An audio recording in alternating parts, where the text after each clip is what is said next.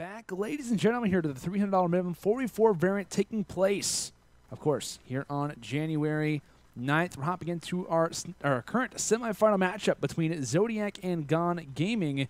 As looking on here for map number 1, it will be Hardpoint on London Docks. It's myself, Lando Sanders, live here from the UMG studio, joined alongside by Jen, a.k.a. Lemon Kiwi from home. Jen, we're hopping in here toward our first map of this best of 3 between, like I said, the current groups of Zodiac and GoneGaming. Give me your early thoughts when it comes into London Docks as we do kind of set pace for what should be an interesting series. Well, I haven't got to see the players from GoneGaming from previous tournaments, so all my experience and all my knowledge from these players come from just casting UMG, where you're the encyclopedia when it comes to this stuff. But Zodiac, I believe, either won or got second place in a previous tournament. Yeah. You know they're a solid squad. They got the synergy. They got the same roster probably for a while, and GoneGaming haven't seen much of them, at least in the previous tournaments, or at least we haven't casted over them. But so far, we're starting with just a small lead there for GoneGaming into the first hill here on London Docks, where we're heading into Main Street, so towards the top of the map, where both these teams are going to be setting up in a 3 versus 3. So all these kills are going to be extremely important to set apart this money hill coming up. Yeah, and I believe it was actually JP, of course, kind of the COD stats man, who kind of pointed out at CWO Dallas that Main Street was essentially the money hill when it came down to London Docks, which is a very important fact just because of how fast-paced this map can really be. The amount of gunfights and SMGs that are in your face at all times. This is definitely one where we can start to see a lot of kills go up, along with a lot of deaths, a lot of engagements overall that will play out when it comes down to this particular map. But Main Street currently being locked down right now from the guys on Zodiac. Baker currently 4-3, along with Jump 6-3, the original 2 who actually ended up forming this roster kind of early on in the year, along with Nox and Godlike. Of course, those two later split up from the roster and go their separate ways, but obviously very solid additions in both Apox and Tisch. Both play different roles. Tisch usually with the SMG, Apox normally kind of is more of a flex between AR and SMG depending from time to time. And on London Docks, you're going to be seeing more SMGs than not. But they full-on hold on Main Street for the guys on Zodiac, as rotation now being made toward that side over on water. And it's coming up. We'll see who is there for the early engagements, as I believe Baker wins a big 1 versus BazookaJoe, as he will drop, but it looks like the rotation being made yet again from Zodiac, having constant success, and along with it, Baker is literally only a few points away from earning that Motor Strike as well. That's overall big for this group to continue on with the dominance that they're being shown right now. Well, also, it was Mike Apox on that 6th streak earlier, almost keeping GoneGaming into a small spawn trap towards the left side of the map. Not only does Zodiac have a full hold onto Main Street, but they're starting out very strong onto Docks, onto this Docks warehouse, where nades being exchanged. So this is looking pretty good for Zodiac. Brett with the double here, and also this mid-map control from Zodiac started off really well. And GoneGaming don't really know how to respond. They're trying to push through mid, trying to come through the bottom water side. But you know the ARs are much stronger on the side of Zodiac, where they pretty much had not only a solid hold of Main Street, like I said, but this has been uncontested onto Docks heading into Barrel Building. And one thing that I like both about these teams is the amount of kind of time that we get to watch them play. And I think, like, you know, with Exomoon, or excuse me, with GoneGaming, we got to witness these guys play a few times so far throughout our tournaments. They're the kind of a group who I'm not super familiar with, who I've kind of learned and got to watch them play. And obviously we have the guys from Zodiac as well, who've been playing in our tournaments time and time again, especially in our variants as well. And it just kind of goes to show, when it comes down to at least online tournaments, these are the teams who are grinding, trying to work on their game, while also trying to obviously make some money as well. But in preparation, when it comes down to the major tournaments, like you said, with Noah kind of in the back of everyone's minds. But when we do talk about teams who are kind of constantly on that grind, especially in our tournaments here, we've got Zodiac, we've got GoneGaming, Gravity, Exomoon, Evil Within. All these teams are always playing in our tournaments, and it's honestly just a very awesome thing to see that these guys are continuing on their grind. They realize the situation at hand, and all these teams are obviously desperately trying to get into that LAN league, trying to get their spot into, you know, kind of a position, and it's definitely possible, right? With the pro points kind of being set the way they are, it's going to be a very difficult task for even primarily Zodiac to make it there. But like I said, with the preparation, with the practice, it's definitely possible. And I believe, like I said, speaking of grinding, I think it was Tisch who actually played just a few days ago at NJ Rod. I think he finished 2nd while playing under 3 Kings with Paradox and co. And like I said, obviously had a pretty solid finish at that. But just kind of keeping in mind, he's been playing on LAN a little bit. So like I said, it's not at all unorthodox to see a group like Zodiac playing incredibly sound, who are constantly grinding the game, constantly kind of working on their respawn game in total to be dominating the way that they are. far, as they're up by over 100 seconds over this GoneGaming team. Definitely having some struggles, but it's overall been the rotation and the dominance once the hills have been held for Zodiac is the reason why they had the lead that they currently possess. Well, GoneGaming, more like gameplay gone. They have not had any points since the first, and a little bit maybe of second hill for those early rotations. Been full hold on the docks, full hold on the barrel building, full hold onto docks crane, heading back into statue now, I believe. And this is where hopefully they'll be able to contest it a little bit more. They get a little bit of a touch onto there, stacking all three of these members. Ripsy wins an important gunfight there against Apox. Hopefully they're nicely warmed up on this map, but like you've highlighted before, this is 100+ differential between these two teams. Baker goes for a break. This is 3 down already for GoneGaming, where soon after this S&D coming up, they're going to be gone as well. Oh, wow. Just the daggers being brought out from Lemon Kiwi tonight. No, I definitely agree with all your statements. It's just the puns. Sure. I don't mean any of it. No, hey, it's true. I mean, you're absolutely spot on. It's there.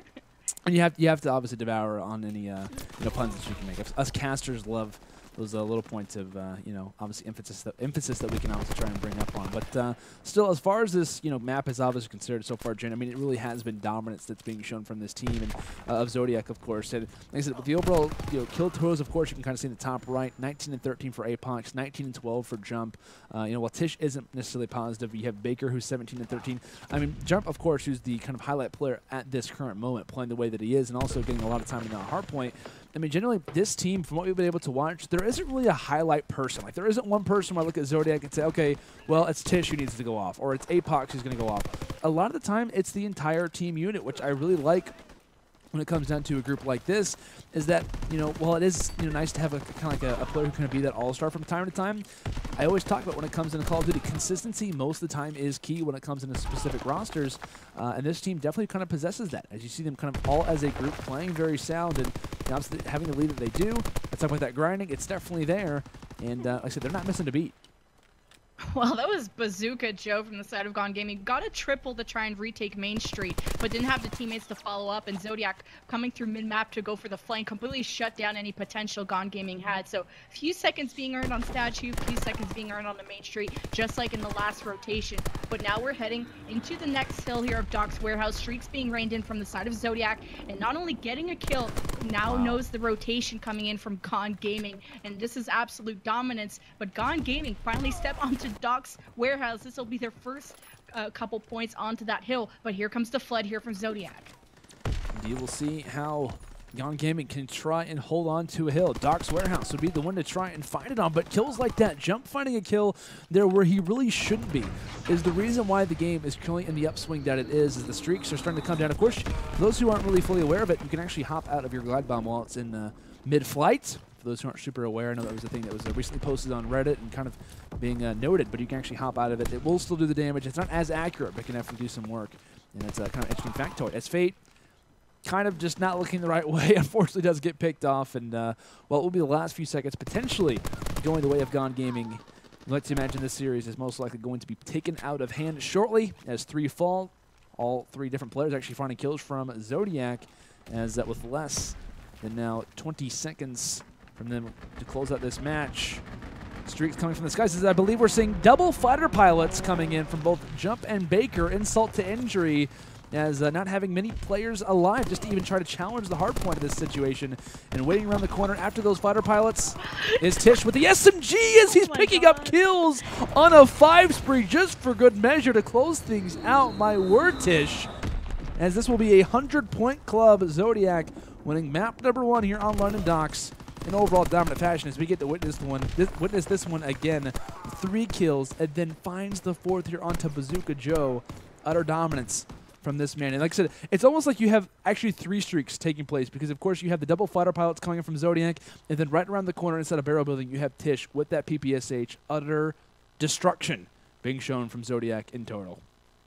Well, we saw a little bit of potential from GoneGaming into Doc's Warehouse, and then even then they respawn all 4, and then they go for the flood into barrel building, where Tisch is waiting around the corner. So gets 1, gets 2. Okay, you should be calling out that the player's in the corner. Yeah. Gets a 3rd kill. Okay, what's going on? Has someone said something? And then the ace comes in when Tisch hasn't really moved his position whatsoever. Of course, going to give him credit because he has amazing gun skill, but getting an ace when someone hasn't moved the entire time. Yeah. There's maybe a bit of a communication problem there. Definitely. I think when it comes down to these two teams, I mean, at least on paper, I'm expecting, okay, well, Zodiac, definitely the preferred team when it comes down to slaying, but how can kind of GoneGaming try to corral themselves? How can they try to bring themselves back? And, you know, granted, of course, the hardpoint goes the way that it does. But when it comes to Search and Destroy, we could be seeing something a little bit different. When it comes to Armed Forest, you can obviously see both bomb sites kind of be attacked. I think when we see utility used correctly from GoneGaming, they can start to maybe make something happen. I think we're going to see them win a few rounds, but generally, when it comes down to this particular group on Zodiac, it's continued consistency, which is what I really like from this team. On occasion, you might see Apox pull out a sniper rifle. On Armed Forest, it wouldn't be unorthodox to maybe see it at least be brought out from time to time. But generally, I think we will see Zodiac close this one out in a 2-0. Question being, how many rounds can GoneGaming get? Yeah, I think they're going to win a few, probably 2, 3, maybe even 4, just to, you know, kind of name every single round out. But I think the potential is there, Jen. I think it's fair to say. I mean, on offense, you can kind of work different bomb sites correctly, but I think utility and S&D is so important. Smokes, gas grenades, whatever you can really do to kind of give your team an advantage on offense is super big. So, I don't know. I think for GoneGaming, it's really going to kind of rely on their classes heading into map number 2. Are they prepared? Are they not? Are they used to the Search and Destroy game mode? A lot of questions being kind of brought up from us as commentators. Or I think a lot of questions kind of being put on themselves as well. Can we do this? You know, like, is it even possible for us to close in map 2? It obviously is, but you know, will that question obviously come out as a victory? Yeah, I mean, we can try and make all the excuses in the book. I hope that we can see a little bit more fire coming in from the side of GoneGaming heading into this S&D, and sometimes that's a lot of the case. One team will be more practiced in one game mode than the other, and Zodiac very strong in their respawn. They've showed it in the 100-point club that just happened. Also having hosts, maybe there is some technical issues on the side of GoneGaming not connecting well, or I want to give that excuse, yeah, but really it's that difficult, ace yeah, that should have happened from Tisch, there's no excuse for that. But heading into this S&D, like Arden Forest, you did say, hopefully GoneGaming can pick up some rounds. I'm hoping they can take it and bring this to a map 3, but Zodiac, we've seen the pure dominance from all the players, the coordination that they have, it's just there. It definitely is. And like I said, with that said, Zodiac obviously up the way that they are. Win London Docks in dominant fashion, 250-97. Like I said, when it comes down to London Docks compared to Arden Forest, totally different. Of course, obviously, going from hardpoint to Search and Destroy in itself is different. But generally, like I said, the overall map flow plays, you know, not similar whatsoever, right? When it comes to London Docks, constant SMGs in your face. When it comes into this map of Arden Forest, right, you can rock an assault rifle. It's not unorthodox. It's not odd to see a bar, an STG, even a sniper rifle from time to time really make a case. So with that from GoneGaming, you know, question being, and honestly, when you're in a group like this, you're facing off against a very talented team like Zodiac, it's the factor of who's going to step up for the team. Who's going to kind of be that guy to say, you know what, I understand the situation at hand, but I'm just going to kind of play my game and do whatever is necessary. So welcome back, ladies and gentlemen, here to the $300 minimum 44 variant, of course, taking place here on January 9th. Hopping in here toward our map number 2, Search and Destroy on Armed Forest between Zodiac and GoneGaming. You guys obviously just witnessed what we were talking about. We're kind of discussing the teams kind of coming into this match. It was Zodiac who won map 1 in a dominant way. And now, the question being, it's in Zodiac's hands. How do they try to fight their way back when it comes into the Search and Destroy game mode, is finding themselves now in a 2 versus 2 Fayte and Ripsy for one side, as they've got the objective, and they made their way over toward A in a very successful point, as it should be Fayte who gets the bomb down shortly, as a cabin is obviously a interesting point to hold. Probably, at least from what I've seen, it looks like a solid, you know, kind of site to try and really play defense on, but in reality, it's actually very difficult to try to find a line site where someone isn't going to be looking, as Apox fires the bullets in the back of Ripsy, still looking on, and you got to be imagining from the defensive end, where is Tisch? Where is he lingering at? Where could he be? And it looks like he's getting ready to join alongside of his teammate from middle, as Ripsy does take out Apox, one player alive, and it will be Tisch. Unsuccessful retake coming in from Zodiac, as GoneGaming, just like that, win round number 1. Well, that's the potential we really want to see out of GoneGaming. The 4-man push towards mid, getting, you know, after all is said and done, the smoke clears, it was 2 versus 2. They head towards cabin or the A site, where you saw the players from Zodiac was not going to look good retaking that. Their players were very split apart, as you highlighted before. Tisch was over at ruins and pretty much didn't move until the bomb was planted, joining Apox's side, but it was too late. They got picked off just like that. Now got Zodiac back onto the offense, where Brett will have the bomb in hand. They want to go towards Ruins, but it's going to be Fayte from the side of GoneGaming. Not only gets first blood, but being extremely ambitious, going for the second, finally gets traded out, but huge man advantage there for GoneGaming. In solid play for Fayte, of course, finding 2 kills in back-to-back rounds. Obviously a worthy exchange to have your teammates have a man advantage for the moment, as Jump and Baker totally caught off guard, as this is a different team, at least in the first 2 rounds of play. But Baker, speaking of 2s, left in a position to try and clutch, as this would be for the ace as well. And LordBlessed actually holding on that bomb. And it's not the best position to hold because Baker's attention, his ADS is already going to be looking toward that specific area. Happens to turn on BazookaJoe, and here comes the challenge.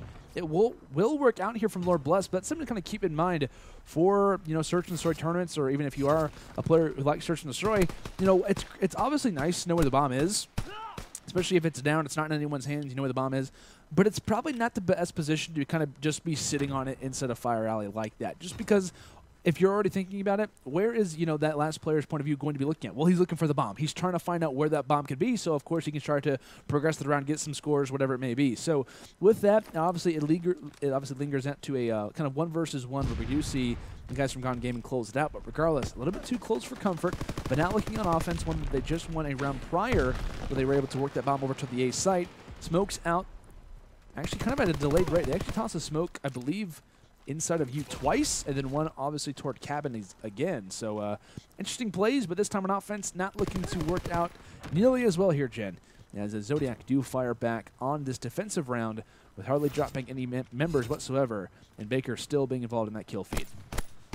Well, Gone, you know, they started off hard with the 2 consecutive rounds, and they wanted to go towards cabin, trying to take that middle map control, but it was Zodiac finally showing some aggression into this S&D, pushing, I believe, a player mid-map. I think it was either Brett was holding on to cabin while it was either Apox or somebody else that pushed through mid and was able to come behind the forces of GoneGaming. Now we'll take a look at the offense here of Zodiac pushing towards this mid and Ruins side, where also the players from GoneGaming will be holding on. It's going to be Fayte, who had a standout performance before it gets immediately naded. So some nice awareness from Zodiac, knowing where Fayte likes to rush. They also get the second kill, so man advantage, looking for the bomb plant, and Ripsy's not going to be there to prevent it. And solid play as well for Jump to have the bomb in hand, gets it down. And now you're looking at a worry for streaks. As long as both Baker and Jump can try to stay alive, Jump primarily, they're in a good position, maybe even win a few more rounds post this one, which should be in their way. It's definitely in their favor. And Apox doing some damage. I believe the hat trick in the round. And getting some woos from the studio, I believe, in the back lines is Apox. Talked about his sniper rifle play. Could come out when obviously on Arn Forest, and by no means cold. This man is hot, as he does feel the flames from the tank. And that's the second round victory for the guys on Zodiac. Well, that's who's not feeling hot right now is Tisch 0-3. We just saw him get an ace, and we posted a clip on Twitter about him. And now kind of having a hard time finding a kill. I apologize. Is GoneGaming onto the offense. Ooh. Now they're getting stunned and smokes all over the map, crossing towards B. They have to meet with Tisch. Gets the easy first blood there, as Apox on the other side could be spotting this player from going through. They're going to push Fayte on forward, and Ripsy, looking for the bomb plant, is going to get it down now with the man advantage. Zodiac have to respond. Ripsy gets the plant. As the man advantage right now in favor of GoneGaming. LordBlessed gets dropped from the flank. No one watching that right now. A lot of attention being focused inside of you, which is where BazookaJoe is lingering. And just like that, Ripsy actually takes out his own teammate at a delayed rate. Just like that, it's Ripsy now left all by himself, as he will get taken out. Apox finding Fayte and Jump there to finish off that last one onto Ripsy. I mean, that looked to be their round to win. And just like that, they're going to give away a kill along with the defuse here. So Jump will obviously walk away with full streaks. But at the beginning of this round, Jen, we were looking and saying, like, you probably even heard me in the background as you were kind of talking, and I was like, ooh, like, wow, they're actually tossing out 2 different smokes. They're tossing out one toward back tank. They're also tossing one in toward you. And I really like that strategy on offense. And it obviously worked out because that was their round to lose. They got the bomb down. They were in a prime spot to kind of blind the enemy on defense. They had no idea where they were going. And obviously plays out very well as Apox, again, with that sniper rifle on a 5 spree, mind you, as they can have 2 players who have some streaks in their back pocket. But in that last round, kind of a unfortunate situation for Gone, as Apox is feeling incredibly confident challenging a player who was already looking at his point of view. Gets the hit marker along with the assist after it. But still, Apox very close to streaks and looking very good as Zodiac if they can close out this round number 6. And that was they sent Brett into the overextending Brett into GoneGaming's base, and he gets traded out, so leaving this in a 2 versus 2. And like you said in that last round, GoneGaming had first and second blood and still lost the round. So not sure what's going on there. Baker not deciding to play over it. P actually gets picked there from BazookaJoe at the very back. Apox able to recover the bomb, but that's Lord. Our LordBlessed, whatever kind of name that is, there for the response. And that was a nice pinch and setup from GoneGaming to win them the round and equalizing things 3-3 apiece after Zodiac took 3 consecutive rounds before that. And honestly, that was kind of a delayed play that we see coming from GoneGaming. I know it was LordBlessed who was obviously coming from the flank, but that's a moment where Apox really kind of gets bad timing. He's kind of constantly checking his flank, you know, from time to time, doesn't spot LordBlessed kind of coming around the corner, makes his way up obviously into B-Dom and finishes off the final 2. So smart play from LordBlessed. Easily could have kind of came through you just because of, you know, overall confidence sake and just overall, you know, lack of patience, but kind of plays it out well, gets the final 2 kills, kills secured. And now level at 3. Heading into this round number 7, we've seen success on offense from GoneGaming. This time, no smokes. And Fayte's doing some work here. Actually coming in from bunker. Usually on the opposite end, it's Apox finding that kill. But Fayte rocking out the car, finding one, and spots out Tisch as well. Give me both. And now with that, 3 versus 2 advantage. And Fayte is seeking. Can he pick off Baker is the question. I believe nearly runs out of bullets on that Kar 98K. Just 1 bullet to spare, but still doing the work in the round. Had the snipers done in the last 2. And with that bomb planted, Fayte is still back here. They've got to be aware of this man who could be lingering through mid-street. And just like that, Fayte finds the 3rd onto jump. He wants the ace. He knows where Baker is, but he wants it all with the sniper rifle. Can he get it done? And yes, Fayte, the sniper ace here in round number 7. We talk about GoneGaming. They need momentum. They need someone to step up. And Fayte is quite literally right there as he'll take out all 4 members and now gives his team the lead exactly when they need to. Wow, Fayte is going absolutely off. And you mentioned before this S&D started, maybe the snipers are not something that'll come out as much. It's not as popular of a setup to use, but sort of midway through this S&D, you're seeing snipers from both sides coming out, and mainly Fayte going absolutely off with it. However, on the other side of Zodiac, Tisch is 0-6. Yeah. Sort of playing a 3v4. Zodiac are struggling after pure dominance on the hard point, and that's GoneGaming starting off with the first blood, having quite an impact on Zodiac's offense. They're playing very stationary, looking like they want to go towards B site. Wow. But now Fayte gets a second one there. And you start to see the guys, honestly, from GoneGaming have some confidence. LordBlessed immediately makes a rush, takes that one for the first blood. You obviously see Fayte, of course, after finishing off with an ace in that last round, challenging head glitches onto Apox where he wasn't winning, didn't have the confidence. Now he does so. And now at 3 versus 2 in favor of defense, a.k.a. GoneGaming, as Ripsy, lingering through you, does get picked off. And now Tisch, like I said, yet to find a kill, could at least try to do some work with that objective. And is making their way toward B. They've got it in a pretty decent spot, but now it's up to the Baker to watch 3 different lines of sight. Takes out one. It probably isn't going to be expecting LordBlessed to be in this close angle. And if LordBlessed can kind of catch one off, but no, Tisch does get the bomb down successfully. Takes out one, knows exactly where Baker is. Can he go for the challenge? But no, Baker just above takes him down. And I was going to say, in that situation, it was definitely a possibility for LordBlessed to clutch that out. If he maybe peeks around a little bit quicker from you, he can easily pick off, you know, maybe Baker and top on obviously B-Dom, and then maybe takes it the bomb planter after. But still, situational plays, seconds kind of go by. That's just kind of how S&D goes at some points, is that COD timing. And in that particular point of view, it works out for Zodiac. I believe GoneGaming started that round with a first and second blood, yeah. And Ripsy didn't move from that spot the entire map. So once the offense came through, he got easily picked, evening up the numbers 2-2, came down to 1 versus 1, Baker winning that one. As now a 4-4 advantage after Zodiac started off 0-2 in this S&D. They're looking to bring it back, but it's going to be Ripsy here with the bomb. We're hearing some streaks onto the map. I believe this is from the side of Zodiac. It didn't get any kills, but what's important here in S&D is that they have the information of where the setup is. However, when they're playing extremely defensive like this, it's about waiting for who makes the first mistake first, and that's Fayte going down to Apox. And props to LordBlessed, doing some work with that SMG. as he's been finding some early kills when it's come down to round victories for GoneGaming. Apox tagged in the side, and Ripsy trying to peek him out, but isn't able to find it. That's an unfortunate loss. At the same time, Baker takes out his own teammate and will unfortunately trade out his life, as it will be a 1 versus 1. Who can find that 5th round? And here comes Jump, pulling out the streaks. I believe knows his position as BazookaJoe trying to find cover, but it's not good enough, as the streak coming from this guy from Zodiac will work out successfully. And like I said, if you're in BazookaJoe's position, there's really not more you can do. That's just Jump having the streaks in the back pocket, obviously utilizing them very, very effectively. And that's the rich getting richer, essentially, as Zodiac have found their 5th round. And speaking of such, they're only 1 round away from closing out this series and advancing themselves in tonight's final.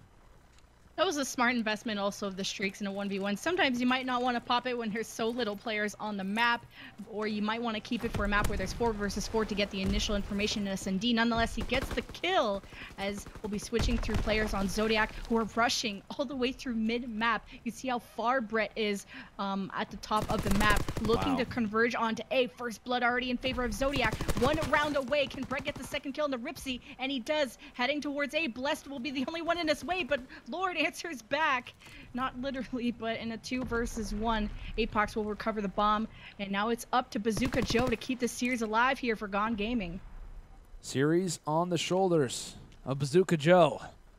Most interesting gamer tag of the entire tournament, I think it's fair to say. But Baker off to the side will pick him off, and with that, Zodiac win this series 2-0. And in Search and Destroy here in Armed Forest, 6 rounds to 4. I think it's fair to say as well here, Jen, I know you were kind of calling it out. Tisch, they win a Search and Destroy with Tisch finishing off 1-9. 1-9. They win a Search and Destroy.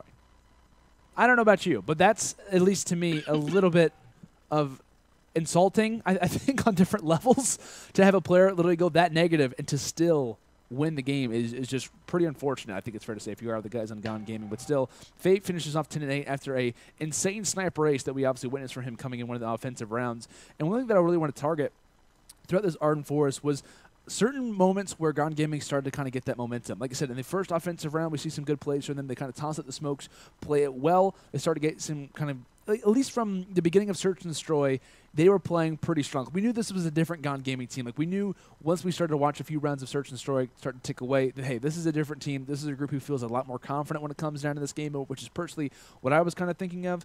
And like I said, there were different moments where they were utilizing the smokes very well. They were tossing them toward that back tank area, tossing him in toward you. Of course, primary spots when it comes down to this map, besides one that can kind of go in front of stacks in front of cabin. But regardless, like, we were seeing them utilize the smokes very effectively, kind of getting control inside a cabin, and that round number 1 was obviously very crucial for them. And that kind of set the tone for how the rest of the game would go. Obviously, it would play out very close. And then obviously in other moments as well, we see Fayte on another offensive run do some work with the sniper rifle. Different players who were kind of having strong performances definitely led to the reason why we obviously see the game get as close as it was. But obviously, in the end, it were kind of 2 highlight players we were looking out for. It was Apox, it was Baker. 12-7 for Baker, 10-6 for Apox, who was just utterly destroying with that sniper rifle through the beginnings and kind of the last few rounds as well throughout this game. But essentially, it was kind of the overall dominance that we see from Zodiac. Consistent play for the most part, besides Tisch obviously finishing 1-9 here in the Search and Destroy. But you know, even kind of before this match took place, there was a lot of pressure, I think it's fair to say, on GoneGaming's shoulders, saying,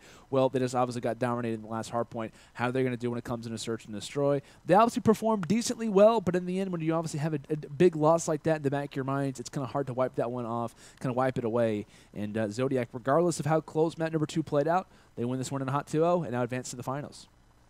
Well, I also want to highlight that GoneGaming started off with 2 consecutive rounds in this S&D. They had the momentum going in. Then Zodiac took 3 consecutive rounds. But I really want to highlight round number 5 and round number, I believe it was 8 from GoneGaming, where they start off with 1st and 2nd blood and still lose the round. That cannot happen when you have the number advantage, especially in a 4 versus 2. That should be an easy round win. And I believe those were, one was on offense and one was on defense even. So if they would have won those 2 rounds, they would have won 6-4 in this case. So the fact that they choked those 2 rounds really costed them this entire, or not only the series, but that map especially. Yeah, I'm glad that you bring that up. It's actually a pretty interesting stat, to say the least. As I said, GoneGaming at different moments were in the driver's seat. Like I said, they were up at the beginning of the game. They had different moments throughout where they can definitely kind of close things out, but it really comes down to that level of how often you play. You know, when it comes into LAN tournaments, kind of having that experience of being down in different situations. Of course, Zodiac definitely has the advantage when it comes down to veteranship in this particular series. But of course, like I said, Zodiac does progress versus GoneGaming, winning this one in 2-0. And now we're actually going to take a look at our bracket for tonight's tournament to see how things are obviously progressing on the other side, as we've got EZG going up against Gravity. As Gravity, actually, before we did head to a break before our last series, they were facing off against 88 Chambers. And it looks like they obviously do win that series and now find themselves in a semifinal as well.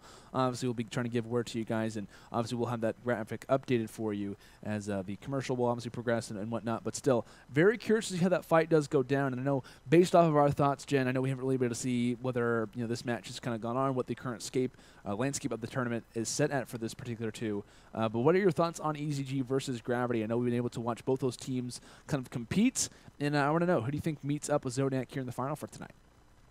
That's so hard to say. We've seen Gravity being so dominant on these respawns, especially even Caesar Skies, who's able to flex not only as a good person on respawn, but he brings out the sniper on these SMDs and makes it so hard to play a map like USS Texas or any of these maps that are very sniper heavy. So I don't know how the results of that EZG or Gravity game are going to go. I'd have to give the edge to Gravity just because we've seen them dominate so many of our previous matches that we casted before. But what are your thoughts? Maybe you have something different because you know these players quite well, don't you?